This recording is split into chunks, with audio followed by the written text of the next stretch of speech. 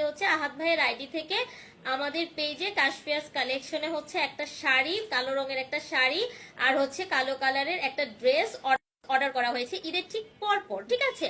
In that মোমেন্টে হচ্ছে আপু আমাদের কাছে অর্ডারটা স্টক আউট হয়ে গিয়েছে। আমি নিজে হচ্ছে যখন আমার মডারেটর জানিয়েছে আহাদ ভাইয়াকে, তখন আমি ওনাকে নক করেছি, ঠিক আছে, নক করেছি এবং আমি ওনাকে রিপ্লাই দিয়েছি এবং আমি বলেছি ভাইয়া আমি আপনাকে চিনতে পেরেছি, যাই হোক এগুলো হচ্ছে আমি আপনাদের সাথে পরবর্তীতে হয়তো স্ক্রিন শেয়ার করলে আপনারা দেখবেন, আমার কাছে সবকিছু আছে।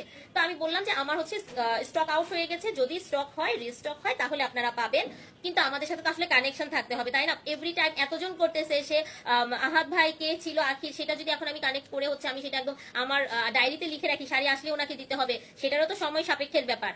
যখন হচ্ছে আমাদের প্রোডাক্ট আসছে হচ্ছে সেই কয়দিন আগে, 2 থেকে 3 দিন আগে দেখবেন আমি হয়তো একটা লাইভে আমার সেই শাড়িটা দেখিয়েছি, সেই জন্য আমি দিতে পারি নাই। সো এটা স্টকে না থাকলে, আপনি যদি প্রধানমন্ত্রী হন ভাই, আপনার যদি স্টকে না থাকে আপনি সেই প্রোডাক্ট দিতে পারবেন না।